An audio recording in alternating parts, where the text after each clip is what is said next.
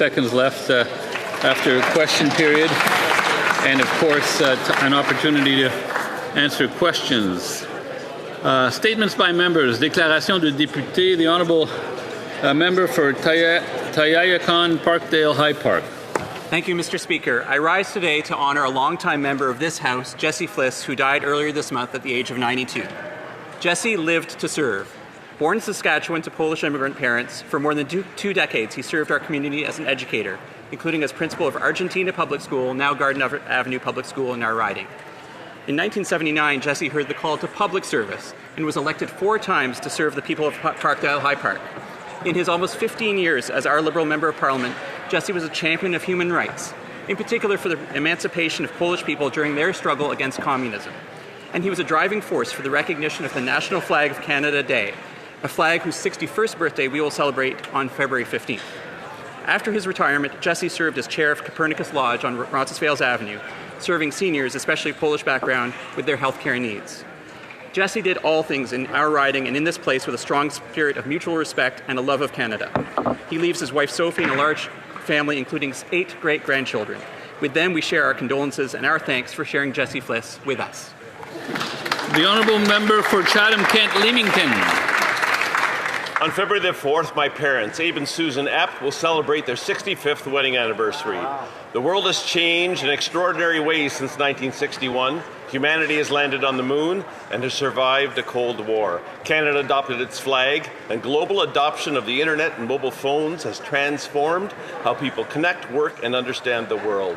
Daily life today would be nearly unrecognizable to the young couple that began their journey all those years ago. Changes often arrive faster than anyone expected, and while technology and all facets of society have shifted, my parents built a life rooted in commitment, adaptability, and love. Their story reminds us that while the world may change at breathtaking speed, the values that truly matter, partnership, resilience, and care for one another, can endure and still give us hope and optimism for what lies ahead. Colleagues, please join me as I congratulate my parents on 65 years of space travel, smartphones, and surviving each other. The Honourable Member for Guelph. I rise to honour a hero, William Joseph Seifert. Bill joined the Army at 18 and trained as a gunner at Petawawa, but when he deployed to London, England, new recruits were made infantry. Bill became a Regina rifleman without training, was sent to the front in France. He fought through France, Belgium, and the Netherlands, and served as a reconnaissance scout in Germany. By quickly returning a grenade, Bill saved his platoon at Leopold Canal. In peace as in war, Bill's service and kindness never wavered. He gave his all to his family and community and his comrades at the Royal Canadian Legion Branch 234, where he was a member for 78 years. In 2024, Bill proudly represented the Reginas at the unveiling of a rifleman statue in Normandy with Her Royal Highness Princess Anne. On May 3rd, 2025, he celebrated his 100th birthday at the 80th anniversary of the liberation of the Netherlands. Seeing this country peaceful touched him deeply. On December 22nd, Bill passed away. William Joseph Seifert, Canada thanks you, we remember. The Honourable Member for Richmond Hill South. Today, I rise in solidarity with the brave people of Iran. Over the past few weeks, hundreds of thousands of Canadians have joined solidarity rallies across the country, including in Richmond Hill, where tens of thousands have gathered braving the cold winter storms to stand on the side of freedom. In recent weeks, tens of thousands of Iranians have been massacred, with many more injured and arrested by a regime that rules through fear. Fear of speaking, assembly, and simply being free. And yet, despite the executions, the beatings, the blackouts, and the bullets, the Iranian people continue to stand. They refuse to be silenced, knowing the cost, but believing freedom is worth it. The regime can shut down the internet, but it cannot shut down courage. It can imprison demonstrators, but it cannot imprison hope. Yet here at home, the Liberals offer empty words instead of action. To the people of Iran, you are not alone. The world sees you. Canada's Conservatives and Canadians stand with you. Your struggle is just. Your sacrifice will not be in vain, and your future belongs to you, not the tyrants. Today, the world watches. Tomorrow rises a free Iran and an Iran whose future belongs to its people. Here, here. I would remind the member we're not supposed to be using props. L'honorable député. The Honourable Member for Marc Fortin. Thank you, Mr. Speaker. Good afternoon. After a few weeks in our ridings and a break from parliamentary business, we're back in the House of Commons, ready for a new year of work. I'd like to wish all of my colleagues a very happy new year. In 2025, we delivered tangible results, a more resilient economy, strategic investments to strengthen our industries, and clear measures to protect Canada's interests. We've chosen to take action, and we are strengthening our economic sovereignty. And we are supporting innovation here at home. As we begin this session, the message is simple. We will continue to invest, continue to protect our country, and continue to move forward with a strong Canada. Thank you, Mr. Speaker. The honourable member for Prince Albert. Mr. Speaker, I rise today to congratulate Saskatchewan Premier Scott Moe for not letting the Prime Minister sacrifice canola and pulse producers. Saskatchewan farmers know that market access to China has been low on the list of priorities for these Liberals. Thankfully, the Premier understands the simple truth. If you want to grow the Canadian economy, you must sell to the world. While the Premier is doing his part, the same cannot be said about this Liberal government. Trade deals are as strong as logistic networks supporting them. Exporters continue to face congested ports, limited rail capacity, and aging infrastructure. Years of underinvestment and regulatory delays have made Canada an unreliable supplier in the eyes of our trading partners. If the Prime Minister truly believes in expanding access to global markets, he must commit to serious, sustained modernization of our ports, rails, and export infrastructure. Saskatchewan knows how to sell to the world. Government must now do its part to expand markets. The honourable member for Kanata. Mr. Speaker, I rise today to recognize the extraordinary courage of the Iranian people who continue to stand for their dignity, their freedoms, and their fundamental right to determine their own future. The Iranian regime's brutal use of violence, arbitrary detention, and intimidation against peaceful protesters must end. Here in Canada, many Iranian Canadians are watching these events unfold and are heartbroken, worried for loved ones, grieving for those lost, and longing for a future free from fear. Canada's position is unequivocal.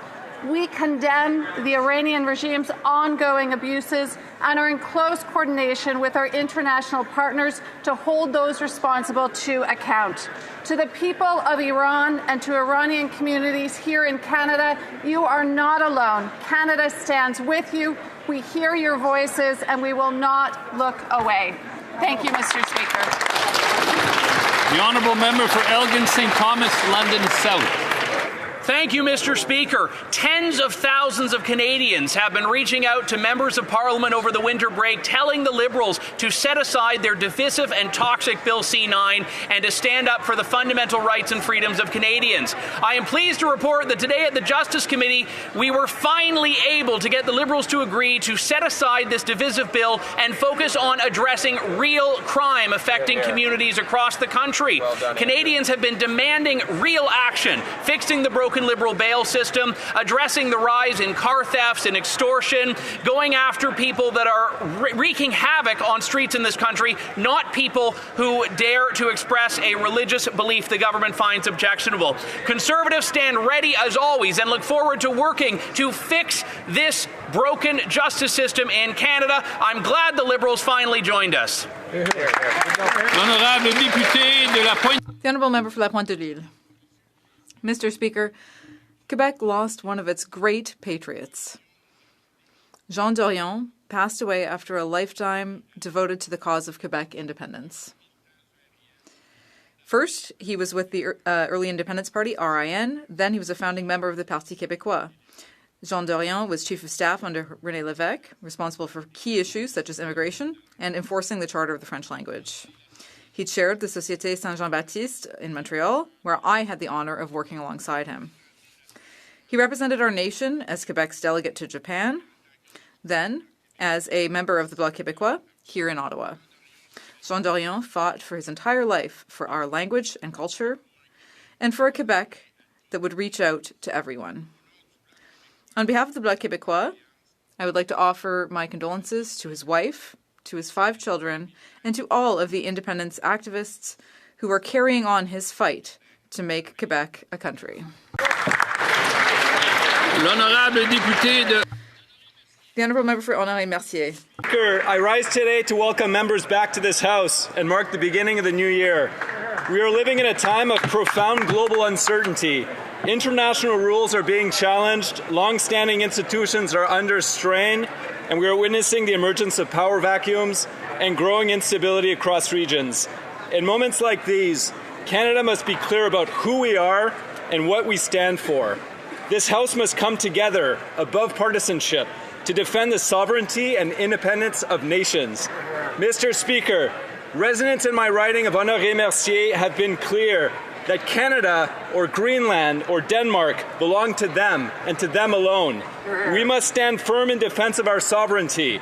Canada will always remain a proud independent nation because, as Prime Minister reminded us, we have the capacity to build our strength at home and to act together. And Canada thrives because we are Canadian. I call on all members of this House to act together to defend Canada's sovereignty. Thank you. The Honourable Member for Dufferin-Caledon. The Prime Minister recently flew to Davos, where he spoke to global elites at the World Economic Forum, and he said that a country unable to feed itself, fuel itself, and defend itself has few options. Here at home, Canadians need action, not carefully crafted speeches. Food inflation is up over 6%, and a record number of Canadians line up to use a food bank every single month, despite those empty words. The Liberals fast-tracked Bill C-5 to get major projects built, and yet nothing has been built, and the hope of a pipeline is fading very fast. Our armed forces are under-equipped and are in the midst of a recruiting crisis after 10 years of woke Liberal policies. Talk is cheap, Mr. Speaker. Canadians deserve real action, not carefully crafted words for the elites at Davos. The Honourable Member for Milton East, Halton Hills South. Mr. Speaker, recently I held a town hall in my riding to discuss our government's proposed legislation on public safety, including Bill C-14. This discussion was frank, emotional, and deeply personal. What was clear is that my constituents want action. They are concerned about public safety, they expect results, and they expect Parliament to do its job. Many residents asked why progress has stalled and why bills remain tied up in committee. They are frustrated, and they are right to be. Our government is responding to real concerns raised by communities, victims, and law enforcement. The delays are occurring in committee where an opposition party has chosen obstruction over collaboration. Prolonged procedural delays and filibustering do not make communities safer. They do not help victims. They do not reflect the urgency that Canadians are demanding. Canadians are asking us to work together and to deliver results. Bill C-14 is one important step towards strengthening public safety, and it deserves to move forward. It's time for the opposition to work constructively in committee so Parliament can deliver the action our communities are demanding. The Honourable Member for Carlton Trail, Eagle Creek. While the Prime Minister delivered her speech pointing out the gaps between rhetoric and reality on the world stage, the reality here at home is that Canadians can't eat speeches. Our food inflation is the highest in the G7, and the bill is in. Food costs are now up 6.2%, with groceries up 5%, and restaurant meals up 8.5% year over year. The PM's $78 billion deficit has turned Canada into the food inflation capital of the G7.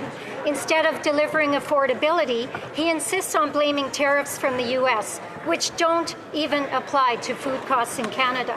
A quarter of Canadian households are considered food insecure, with over 2 million people visiting food banks in Canada monthly.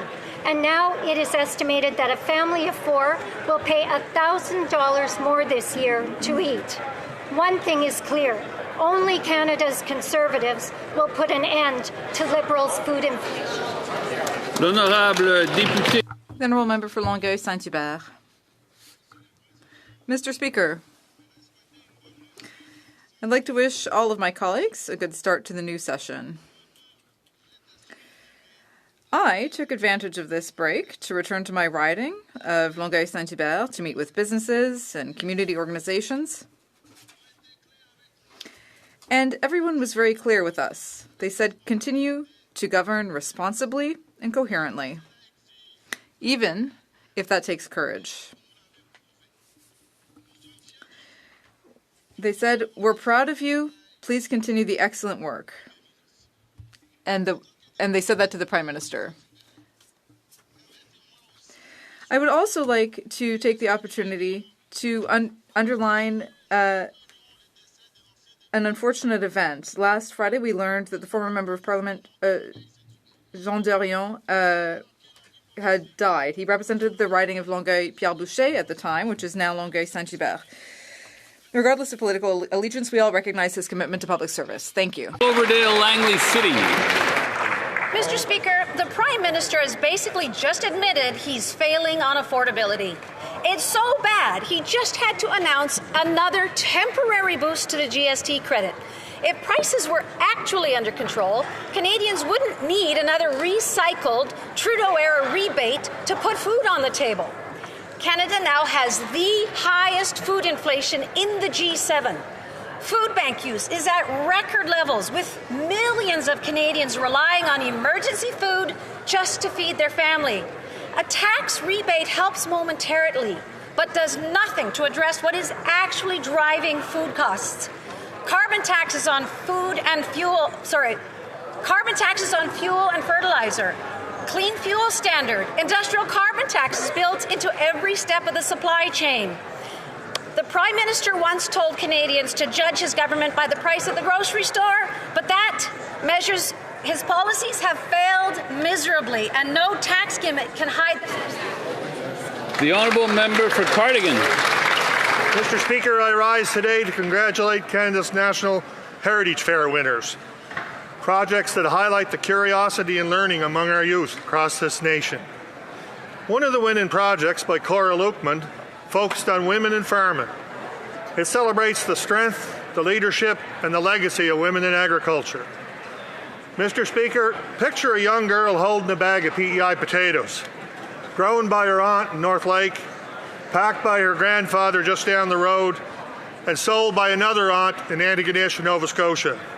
This farm-to-table supply chain is rooted in family tradition that has sustained a seventh-generation farming family for over 150 years in PEI.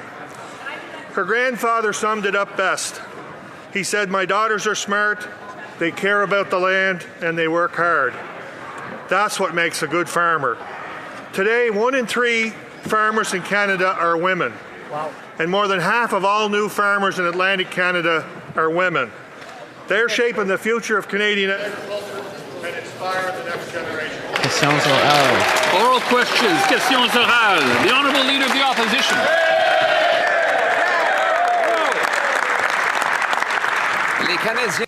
Canadians deserve affordable groceries.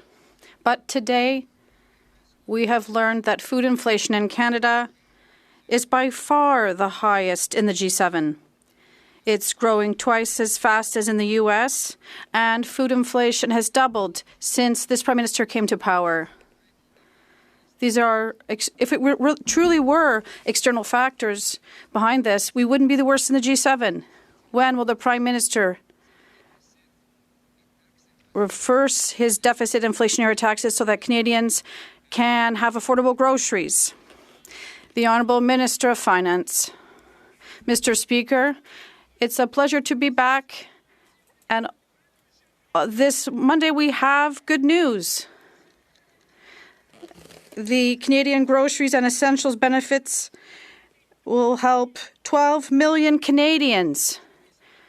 And my Conservative friends are happy in their hearts, Mr. Speaker, because they know this represents roughly $1,800 for a family of 4 and roughly $950 for a single person this year. The Liberals support this and Canadians do. Will the Conservatives do as well? The Honourable Leader of the Opposition. Mr. Speaker, after food inflation has doubled under this Prime Minister, and with the worst food inflation in the G7, the checks that the Liberals are announcing today won't even pay for just one grocery shop. Yes, the reality is that the average family will have to spend $17,000 a year for grocery costs. When will the Prime Minister reverse his taxes and inflationary deficits so that Canadians can eat? The Honourable Government House Leader. Mr. Speaker, first and above all, we would like to all express our solidarity with the Leader of the Opposition in this decisive week for him. I am certain he'll be able to convince a majority of his constituents to support his leadership. Second, we welcomed his openness with respect to the legislative measures before this House. And there is a bill that is the Prime Minister's plan for our economy to create jobs and opportunities in Canada. Can he give us a date when we'll be able to vote at third reading of the Budget Implementation Act? Speaker, Canadians deserve affordable groceries, but under this Prime Minister's watch, food price inflation is the highest in the G7. It's twice as high as in the States, twice as high as when he took office. He can't blame global factors when it's rising faster than any other G7 country. The real cause is his rising taxes on farmers. I'm going to allow the honourable Leader of the Opposition to start that question over. I mean,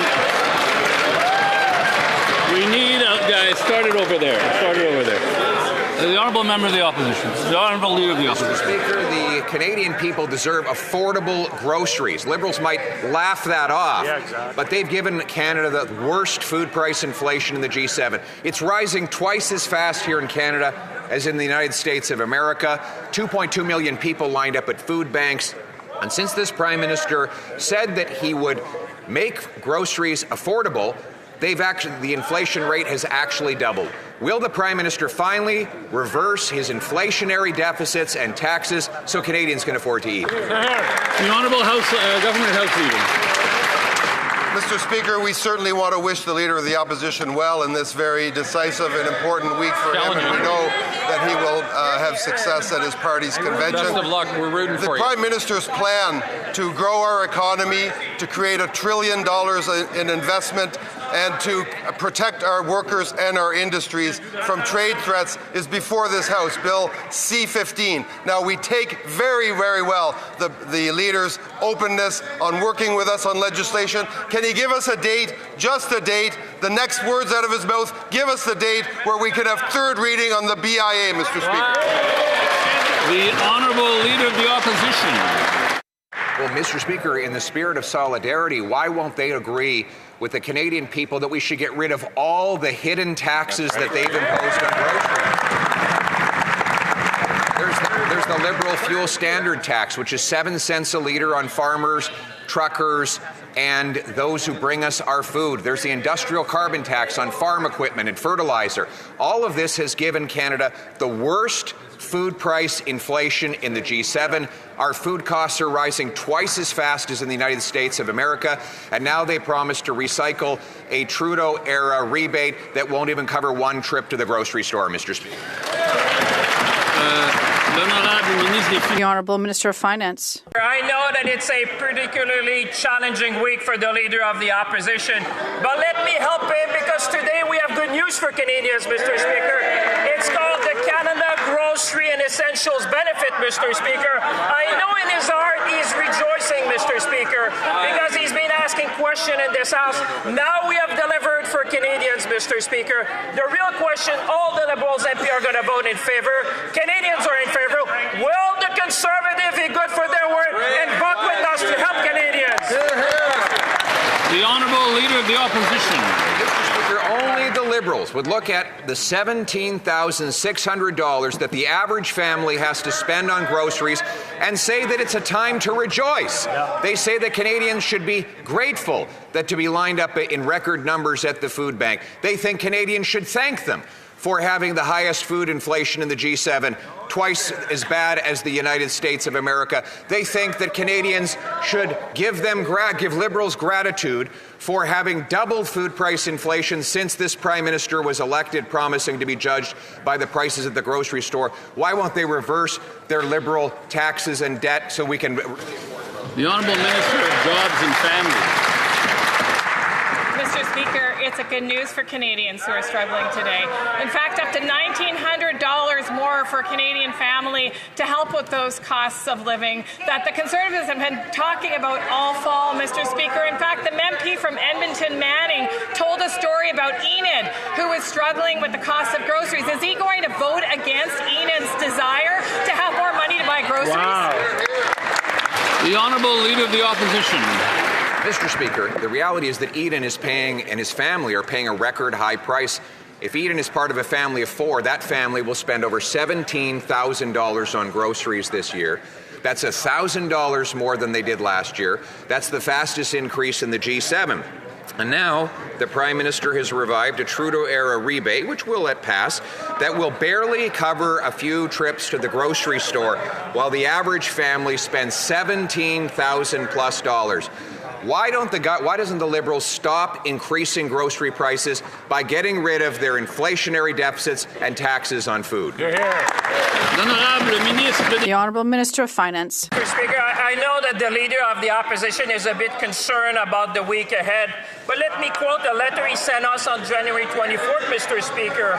We wouldn't assume that it would be good for his words. He said, if you have other ideas that make food affordable, we will fast-track them, Mr. Speaker. Well, I have good news for him. It's called the Canada Grocery and Essentials Benefit, Mr. Speaker, helping 12 million Canadians. The question we have on this side, will he stand up in this House? Will he be good for his word and support 12 million Canadians that are expecting this government and this House to support them? The Honourable Member for Saint-Jean. Mr. Speaker, Quebecers and French Canadians learned something new last Thursday. According to the Prime Minister, the Battle of the Plains of Abraham was not a conquest by the English, it was the beginning of a great partnership. According to him, the ancestors of Quebecers and English Canadians rose from the battlefield that morning and said to each other, "Guys, let's stop fighting, celebrate our differences, and build Canada." Mr. Speaker, if the Prime Minister wants to create some new heritage minutes, will he review his history rather than rewrite it? The Honourable Government House Leader. Mr. Speaker, English Canadians and French Canadians built a very great country, one that is the best in the world. We created great prosperity and mutual respect for our official languages and human rights, Mr. Speaker. No one, not the Bloc, will minimize this accomplishment. Nevertheless, Mr. Speaker, we're going to continue to work with what concerns Quebecers, i.e. affordability, job creation, prosperity creation together, Mr. Speaker. The Honourable Member for Saint-Jean. Mr. Speaker, if you listen to the Prime Minister, when French was banned from being taught in the Maritimes, in Manitoba, in Saskatchewan, in Alberta, and in Ontario, it wasn't to erase us, no. It was to bring us together. When Quebecers were excluded from power and business, it was for their own good. When the founder of Canada said that Louis Riel would be hanged even if all the dogs in Quebec barked in his face. What the hell? When the founder of Canada said that Louis Riel would be hanged even if all the dogs in Quebec barked in his favour, we just misrepresented his love of pooches. Mr. Speaker, when is this Prime Minister going to learn our history for real? The Honourable Government House Leader. Mr. Speaker, she's talking to a Government House Leader that is the proud ancestor of Scottish immigrants who studied in French in Prince Edward Island, who did his undergrad at the Acadian University in Moncton, and who lives his life in French, and who was elected 4 times in a riding that is 90% francophone. That is possible in Canada when we have mutual respect between Anglophones, and we've created the best country in the world. Vive le Canada. The Honourable Member for Saint-Jean. Mr. Speaker, a little reminder historically, there's a reason why these questions are being asked in a parliament here in Ottawa, it's because English speakers preferred to burn down the parliament in Montreal rather than compensate French Canadians who had their farms burned during the 1837 rebellion. What a terrible partnership. The Liberal lieutenant from Quebec defended the Prime Minister by saying that it was just a different perspective on history. Well, history is facts, not opinions. So instead of defending these alternative facts from the Prime Minister, well, we teach him our history. The Honourable Minister of Finance. Mr. Speaker, I've noticed that my Bloc colleagues were talking about history, but I can tell you one thing that Canadians want to talk about and Quebecers want to talk about. That's talking about their city. Right now, those people in my riding in Quebec, they want a government that is building the future. They want investment and support for families because Quebecers' first priority is affordability. And today, we're showing up with the Canadian grocery benefit to put food on the table. We'll always be here to defend Quebec and Quebecers. Regina Capel. The Prime Minister asked to be judged on inflation on grocery prices. Well, food inflation has doubled to the highest in the G7 and has doubled the U.S. rate. This is a homegrown problem of high Liberal taxes on farmers, fertilizer and food processors, and rampant inflationary deficits. Today's recycled Trudeau-era rebate will barely cover one trip to the store for the average family. They now need to spend over $17,000 a year on groceries. It didn't work when Trudeau tried it. Prices kept rising. There's nothing in today's announcement that will make anything cost less.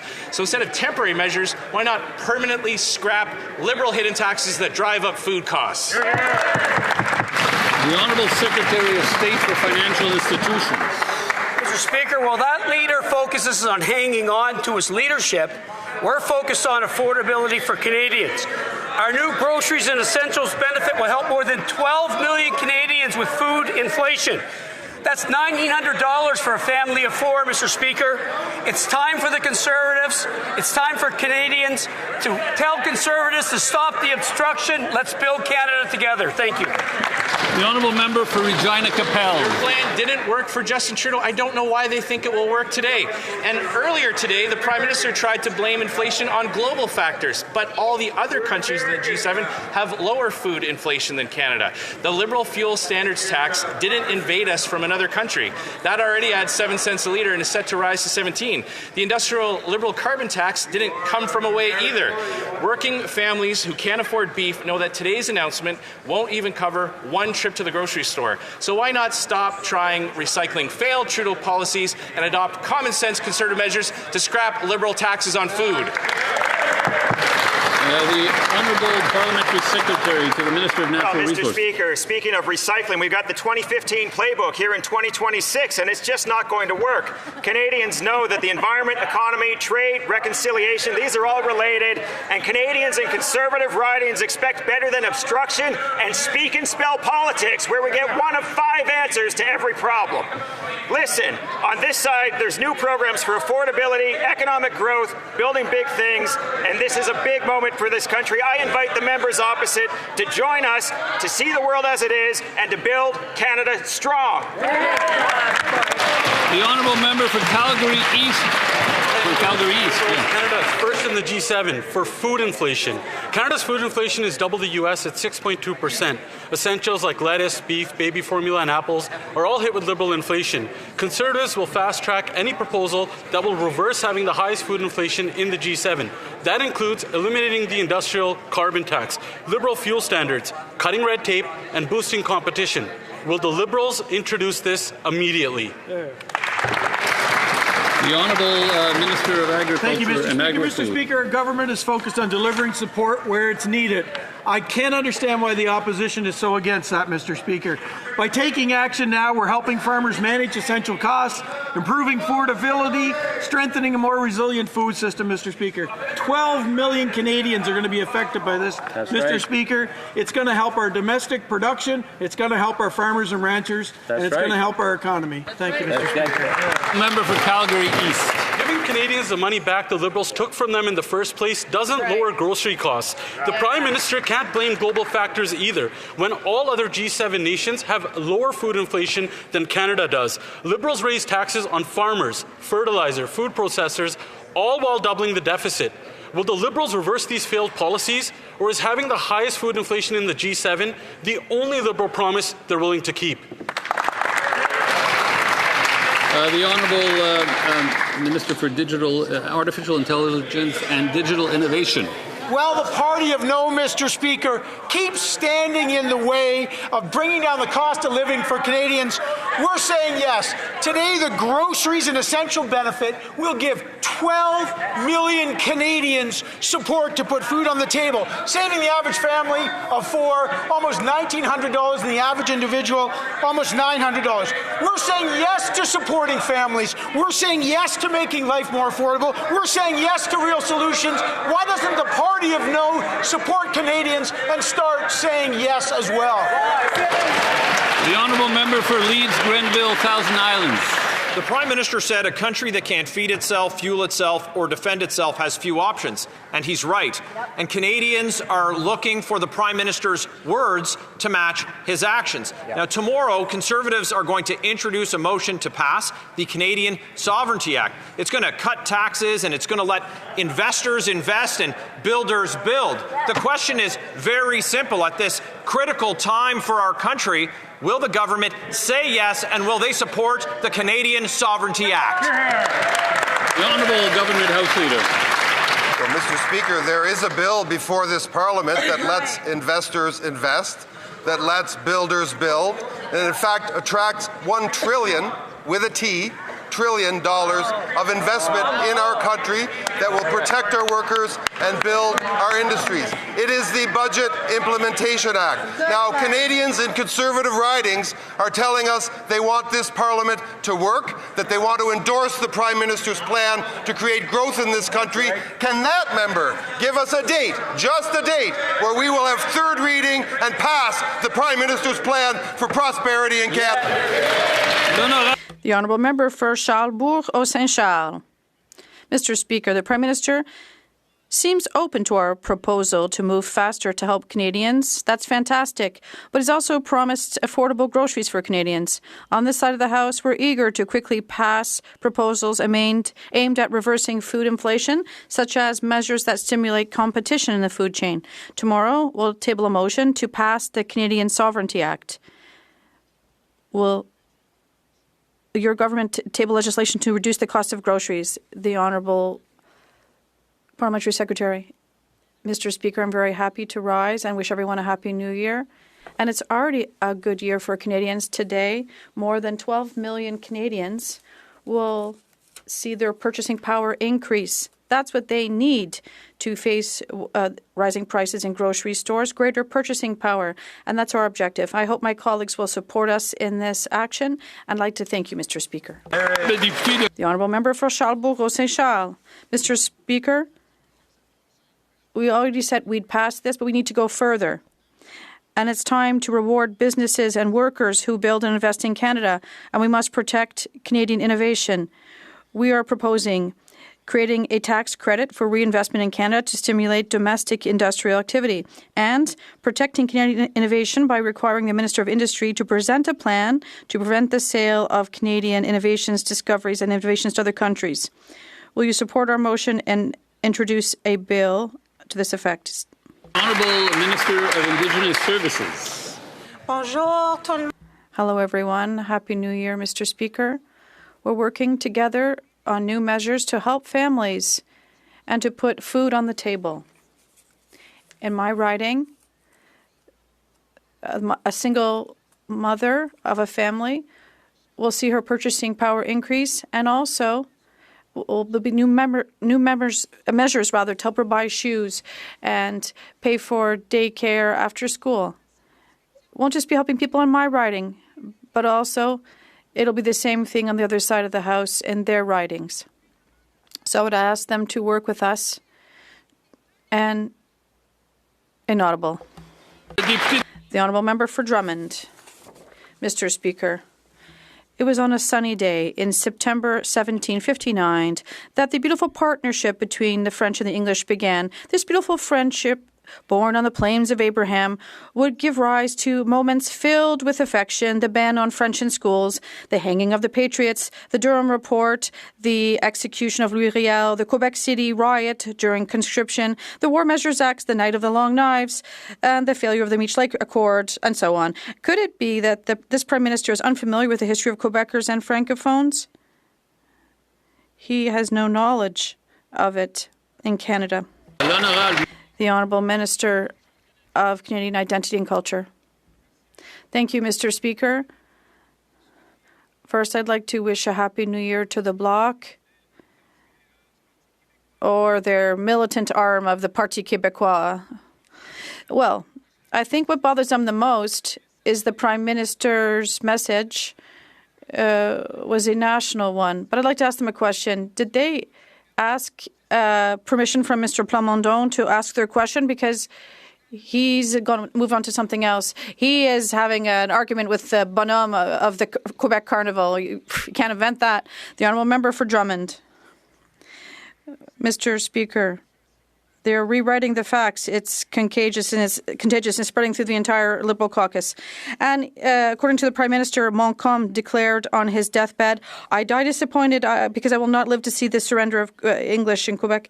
The truth is that we were conquered, and since then the federal government is just trying to keep us in line. But the Prime Minister has chosen to rewrite history, assuming that Quebecers do not know it.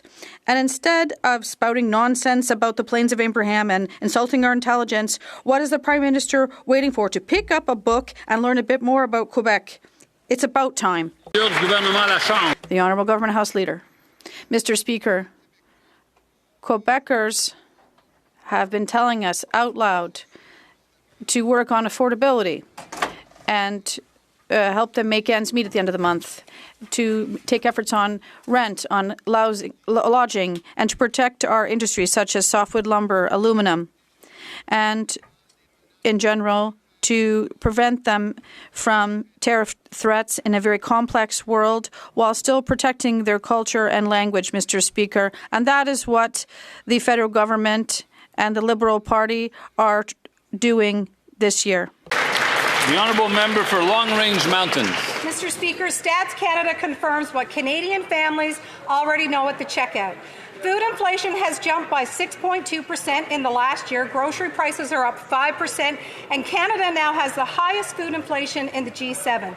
Newfoundland and Labrador has the second highest food inflation rate in the entire country, and higher transportation costs mean local families are hit even harder. Conservatives are ready to fast-track measures to bring food prices down. So will the government eliminate the industrial carbon tax and the 17 cents a litre fuel standards tax so Canadians can afford the basics? The Honourable Minister of Fisheries and Oceans.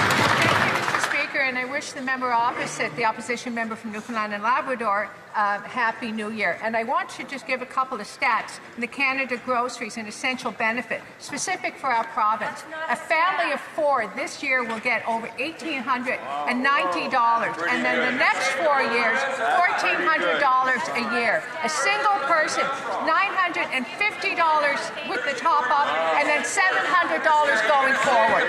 Her constituents are telling me they want action, stop the obstruction, and work for the people. The Honourable Member for Long Range Mountains. We are ready to work with the government on real long-term solutions instead of recycled temporary Trudeau-era rebates. Canada has been called the food inflation capital of the G7. Mr. Speaker, that's real hardship. People back home ask me, how far does this have to go before it stops?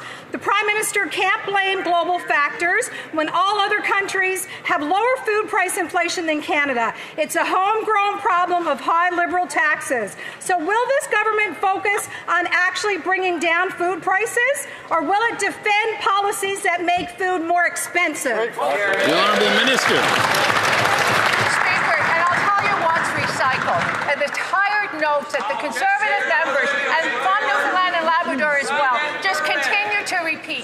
The point is they consistently vote against support that help families, help the people that they talk about in their ridings, that I hear from, that want them to support. Stop the nonsense, work together, and let's grow Canada. Member for Cambridge. Mr. Speaker, Canada is now the inflation capital of the G7. Food prices are rising faster than families can keep up, twice the rate of the U.S. And recycled Trudeau-era rebates do not fix the problem. Canadians can't eat the paper on which this Prime Minister's empty promises are written. Restaurants are being squeezed out of business with higher food costs, and Canadians are cutting back because they can't afford to eat. Conservatives are ready to work on long-term solutions Canadians can feel at the checkout, like cutting the industrial carbon tax and the fuel standard tax to bring prices down. Will the Prime Minister work with us, or does he consider the food bank the new order of fine dining for Canadians? The Honourable Parliamentary Secretary to the Prime Minister. Mr. Speaker, $1,900 per family is real money that will help Canadians pay for groceries, pay for schools, pay for their activities for their children, Mr. Speaker.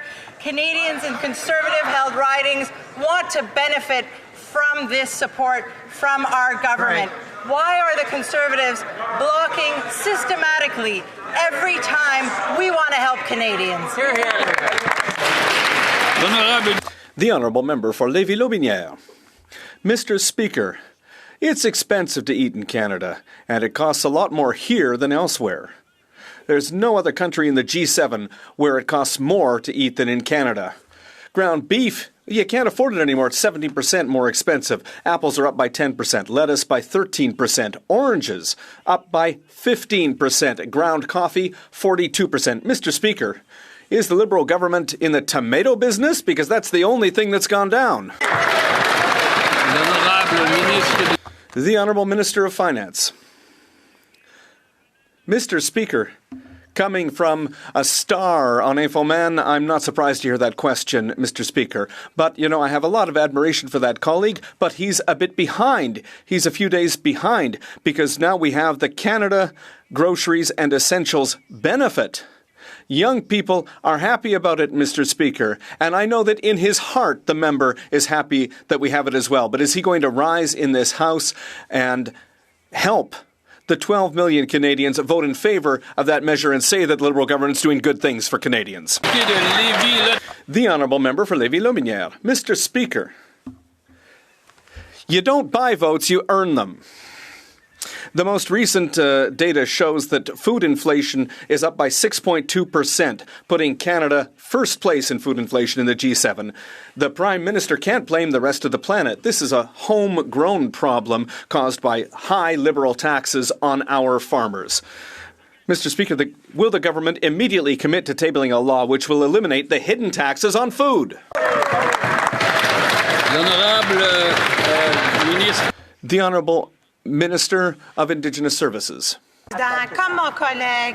Mr. Speaker, I would like to ensure that my colleague understands that we're here to help Canadians, not just with food, but also with the cost of living. For example, daycare costs.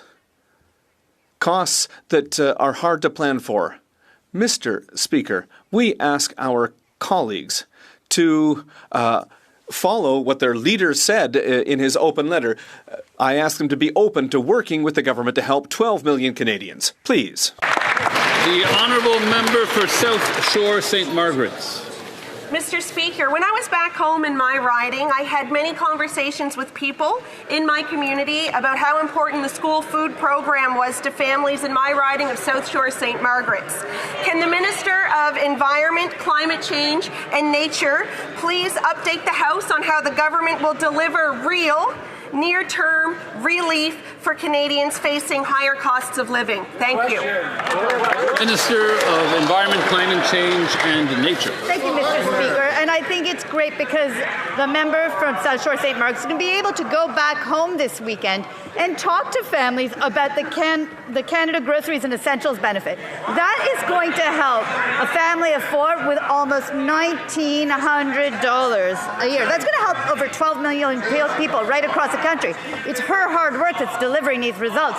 Not only that, we have made the National School Food Program permanent, the dental benefit supporting families, Canada Child Care, and the Canada Child Benefit. There's such a long list. I could go on forever. We're going to continue working for Canadians. The Honourable Member for Bellechasse-les-Etchemins-Lévis. Eating healthily has become a luxury, Mr. Speaker. The numbers hurt. The price of beef is up by 16.8%, lettuce 12.8%, apples 10%. Under this government, preparing a simple salad has become a major investment, Mr. Speaker. Even coffee's 41% more expensive. When will the government stop taxing our farmers and our truckers? And will it commit today to cutting the industrial carbon tax and the tax on fuel standards? The Honourable Minister of Health. Well, I would like to thank my colleague for her question. And as Minister of Health, I absolutely want Canadians to eat well. And that is why we've put in place this measure today that will give Canadians more money in their pockets to help them get through these difficult times.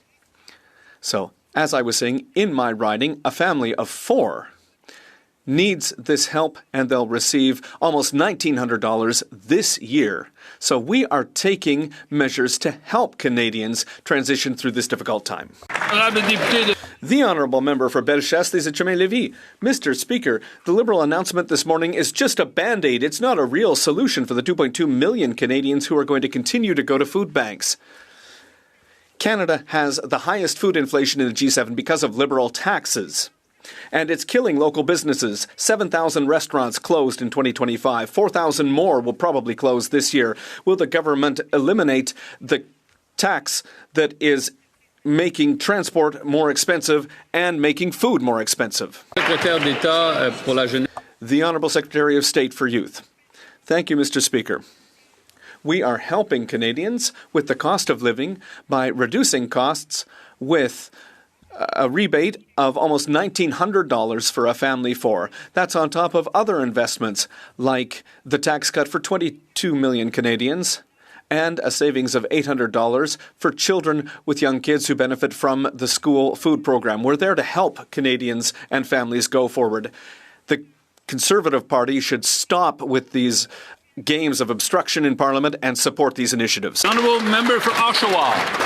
Mr. Speaker, if we judge the Prime Minister by prices at the grocery store, as he said, he's failed. Canada's food inflation now sits at 6.2%, the highest in the G7. Conservatives are ready to fast-track real relief by scrapping the industrial carbon tax, eliminating the ever-increasing fuel standards tax, boosting competition in grocery stores, and cutting red tape for farmers. When will the Prime Minister stop offering Band-Aid solutions and work with Conservatives to bring food prices down once and for all? Well said. Well said. Secretary of State for Sport. Thank you very much, Mr. Speaker. The Canadian Groceries and Essentials benefit will put food directly onto the tables of hardworking Canadian families. And not just a few, Mr. Speaker. We're talking about 12 million Canadians, Mr. Speaker. But only Conservatives are willing to stand in the way of affordability for families that need a little bit of help, Mr. Speaker. This Liberal government has the backs of Canadians. Well, that Conservative leader turned his back on helping Canadians a long, long time ago. Now, Mr. Speaker, I know that Conservative leader is obsessed with his grip on power right now and probably can't focus on much else. But if he could focus on what Canadians need and helping them out at the grocery store, we could use his vote. Thank you very much, Mr. Speaker. The Honourable Member for Ottawa. Mr. Speaker, enough with the temporary and recycled Trudeau-era rebates, and enough with blaming global factors when all the other countries have lower food price inflation than Canada. Yep. This is a homegrown problem, and we need long-term solutions. My recent visit to Simcoe Hall Food Bank with the Conservative leader was yet another reminder that more working families are struggling and visiting food banks. Will the Prime Minister stop treating the House of Commons as the House of Elites and finally work with Conservatives to bring food prices down for Canadians? Yeah. The Honourable Secretary of State for Sport. Mr. Speaker, it's always pretty fresh to hear the Conservatives talk about elitism when they're talking down supports for hardworking Canadians, Mr. Speaker. 12 million Canadians are going to benefit from the Canadian Groceries and Essentials benefit, Mr. Speaker. And from a personal perspective, when my hardworking single mom got that benefit 4 times a year, that meant running shoes for me and my brother. That meant guitar lessons for me and my brother. That meant fresher food and maybe a trip to Swiss Chalet, Mr. Speaker. But those Conservatives have never cared about affordability or lower income families, Mr. Speaker. They're only here to help their rich oil and gas friends with this nonsense on hidden taxes that doesn't exist, Mr. Speaker. The Honourable Member for Vaughan Woodbridge. Mr. Speaker, Canada now faces the highest food inflation in the G7. The government's response has relied largely on short-term relief measures that may ease pressure temporarily but do nothing to address the underlying drivers of rising food costs. Food affordability requires deeper structural action. Conservatives have put forward practical solutions, including eliminating the industrial carbon tax and fuel standards tax, boosting competition in the grocery sector, and cutting red tape for farmers. So will the government work with Conservatives to deliver lasting relief for Canadian families? Great question. Honourable Secretary of State for Labour. Day one, our focus has been on lowering costs for families and putting money in their pockets. Today's announcement of the new Canada Groceries and Essentials benefit will give Canadians the relief they need. But more than that, Mr. Speaker, we have delivered a tax cut. We have protected the Canada Child benefit and grew it. We reduced childcare costs. We have cut the carbon tax, Mr. Speaker. We've delivered dental care. Building Canada homes. We're building low affordable housing, Mr. Speaker. Made the National Food Program permanent. Mr. Speaker, my question is, voters in Vaughan want this stuff. Why is the member obstructing? Get out of the way. The honourable member for Battleford, Lloydminster, Meadow Lake. Well, Mr. Speaker, if those measures worked, Canadians would actually be able to afford their groceries. Lettuce is up 12%, beef 16%, apples 10%, and even baby formula is up another 6%. After 10 years of Liberal inflation and taxes, Canada now leads the G7 with the highest food inflation. Conservatives are ready to fast-track solutions. Eliminate the industrial carbon tax, cut the fuel standards tax, boost grocery competition, and cut red tape for farmers. Will the Liberal government introduce legislation to implement these solutions and to work with us to finally lower the price of food for Canadians? The Honourable Secretary of State for Northern and Arctic Affairs. Go ahead. Thank you very much, Mr. Speaker. I'm not sure which Saskatchewan people that member is speaking with, Mr. Speaker, but the Saskatchewan people that I'm speaking to, they talk about the $10 a day daycare. They talk about the reduction of GSTs on home. They talk about the school food program. Now they'll talk about the Canada Groceries and Essential benefit, $11.7 billion that'll help many Saskatchewan families, Mr. Speaker. Saskatchewan families don't ask for much, just a fair shot and some breathing room at the end of the month, Mr. Speaker. Honourable member for Oxford. Liberal laws ended mandatory jail time for extortionists and released repeat violent offenders back on our streets. Since then, violent crime has doubled and extortion is up over 350%. Businesses, media studios, and homes are being shot at. Literally, we're seeing bullets fly through the bedrooms of our children. Canadians are terrified, and they feel like they're the ones on house arrest while the criminals walk free. So when will this Liberal government stop making excuses, work with us, take action, and protect Canadians? The Honourable Minister of Public Safety.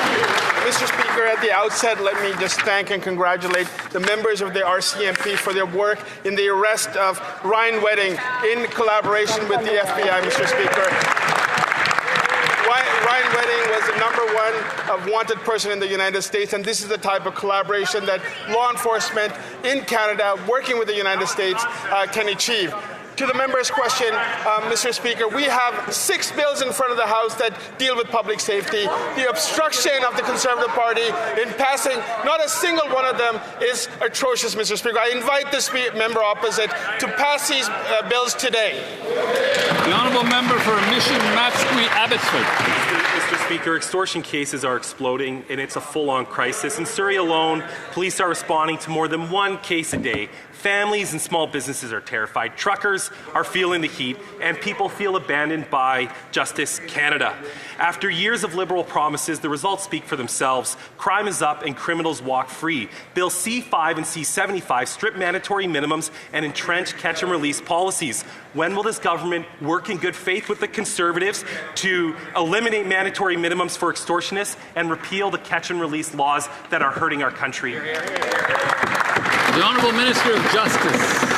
Mr. Speaker, it is easy to make mistakes when you read a question that was handed to you from your party's whip, rather than actually do research to understand the facts on the ground. If the honourable member actually surveyed the statistics on violent crime in Canada, he would see the last 2 years there has been a reduction of crime in this country.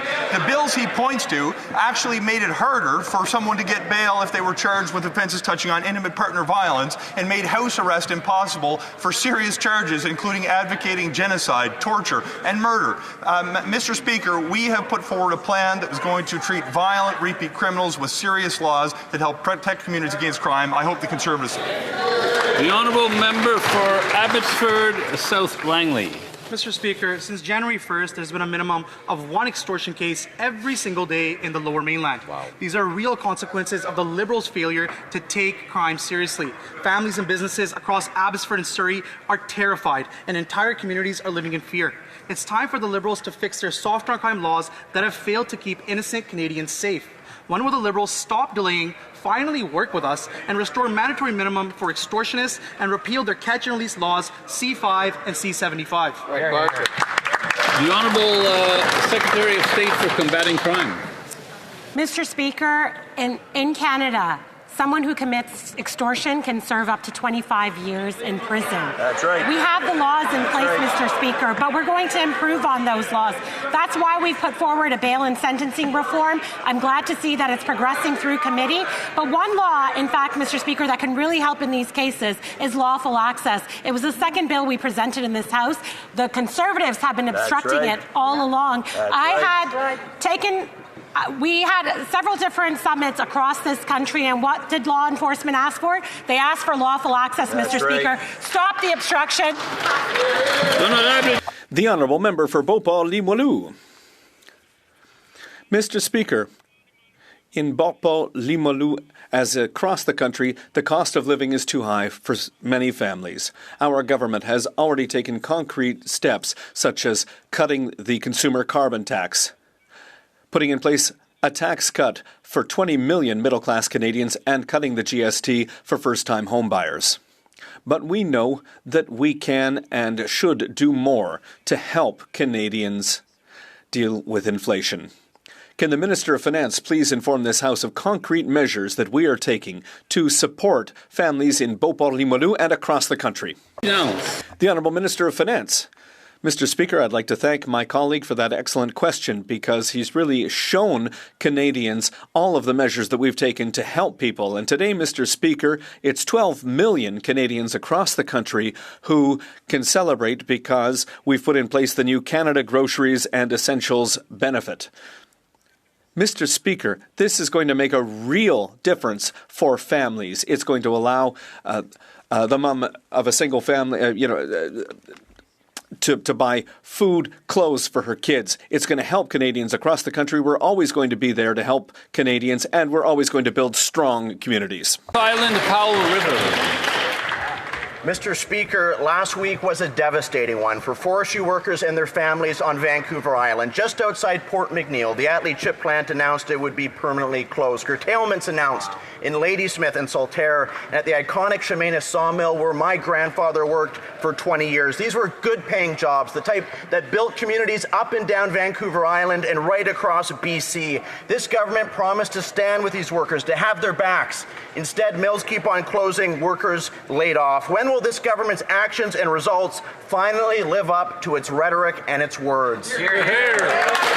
The Honourable Parliamentary Secretary to the Minister of Natural Resources. Well, thank you, Mr. Speaker. This government stands with forestry workers. We've announced $2.5 billion in supports. We have a task force active right now looking at additional supports. I was in Prince George last week. Members in Conservative ridings want results. And I want to tell you a little bit of a story, Mr. Speaker. Last time we talked about this in the House of Commons, we got suggestions from the NDP. We put them into effect. We got suggestions from the Bloc. We put them into effect. We got no suggestions from the Conservatives. We want their help. We want to support this sector. We're tired of hearing noun, verb, and no solution every time these guys open their mouth. The Honourable Member for North Island, Powell River. Here's a suggestion, Mr. Speaker. Drop the ideological 30 by 30 that stops forestry workers from doing their job. Good job. I appreciate my colleagues' comments on this issue. I do appreciate the government's promises of support, but forestry workers in my riding and across BC can't eat Liberal promises, and they can't pay their mortgage with a Liberal speech. They need action. They need results. They need this government to actually deliver something. Literally thousands of jobs have been lost. How many more mills have to close? How many more people have to be put out of work before this Liberal government steps up and takes this crisis? The Honourable Parliamentary Secretary. 30 by 30, I can't think of a more out-of-touch comment. They're clearly not talking to people on the ground. These are not the challenges the sector faces. We need solutions, not obstruction from the members opposite. I am welcoming them to work with us. We want to help them out. We need their help because they are the people on the ground representing Conservative ridings with mills, and we're not hearing from them. They deserve better, Mr. Speaker. The Honourable Member for Kenora Kiwetinung. Air Falls Sawmill has been shut down since October. The Ignace Mill is expected to close in March, and now 150 people will be affected by the closure of a line at Thunder Bay Pulp and Paper. Mr. Speaker, every day more closures are announced, and these are good-paying jobs for hard-working Canadians that are now gone. The government's rhetoric about supporting workers is not matching the reality of the workers who are losing their jobs. Conservatives stand ready in this House to support government actions that will save forestry jobs. So, Mr. Speaker, when will we finally see some action from this Liberal government? The Honourable Government House Leader. Mr. Speaker, forestry, mill jobs, the forest sector in Canada is part of the very fibre of our country, part of the very fibre of our communities. The Parliamentary Secretary just outlined the many measures that we are putting in place to make sure that we protect those workers and those facilities against what is an ill-advised trade war that only increases the costs of housing in the United States and elsewhere. We're going to put those people to work producing wood, mass timber, building homes, Mr. Speaker. We're going to do that in the face of Conservative. The Honourable Member for Labrador.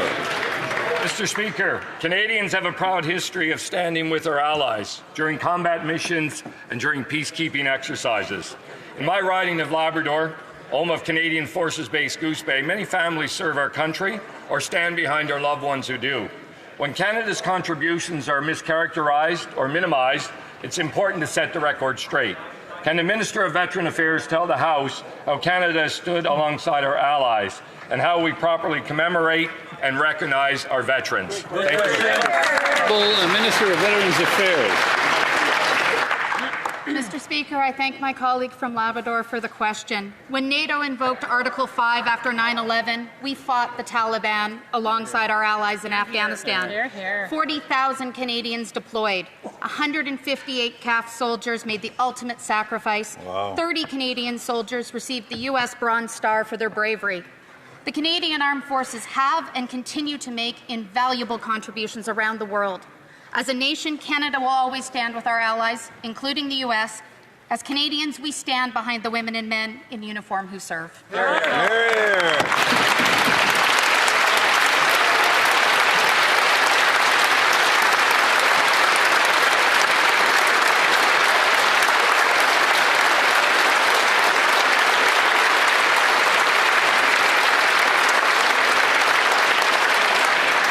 The Honourable Member for Selkirk, Interlake, Eastman.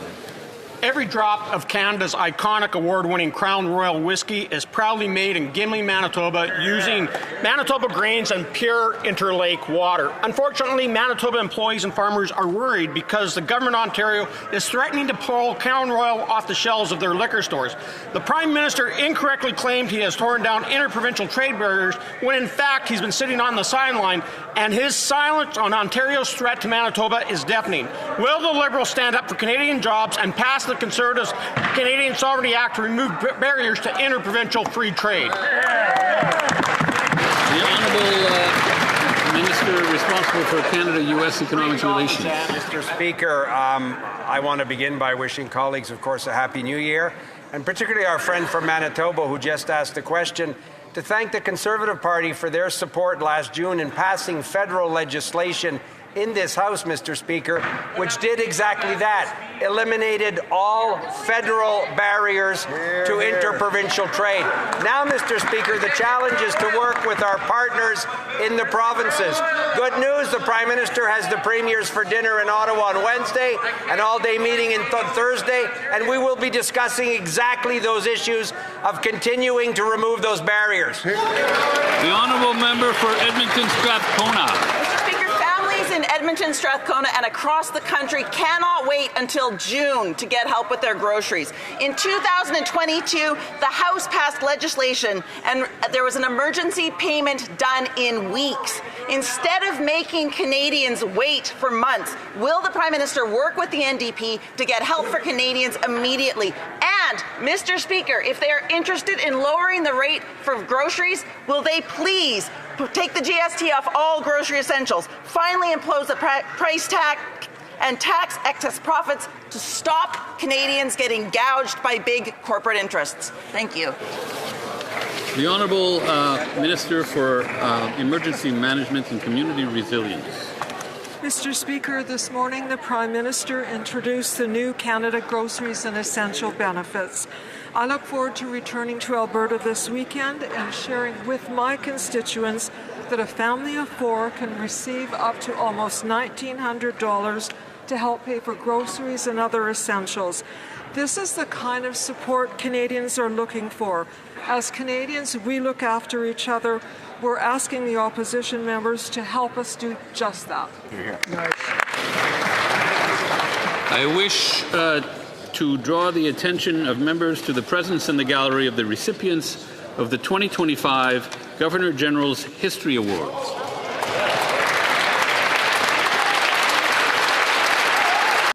Okay, so that was it for question period. We are going to be live again tomorrow at the same time, 2 p.m. Eastern Standard Time for question period. So if you'd like to join us for that. After that, we'll be live for OGO. We have the PBO and OGO. So we'll be covering committee after. There are some committees on in the morning, but nothing's really that interesting. So we'll just be live those 2 times tomorrow, question period and right after for committee. I was going to cover a committee after this one. But unfortunately, I can't. I have to cancel. So I will see you guys tomorrow. Thanks, everyone, for tuning in and watching. I really appreciate you guys. Thank you, A True Canadian, for joining the club. Oh, that's from the last one. You already did that on the last stream. Jancor, welcome to the coffee support. Thank you, Annie, for the super sticker. Thank you, Cindy, for the super chat. And thanks, Chris, for sticking around for 16. But I believe that came up on the last stream as well. So anyway, I will leave it there. I will see you guys tomorrow. And cheers. Have a good evening, everyone. Bye, guys.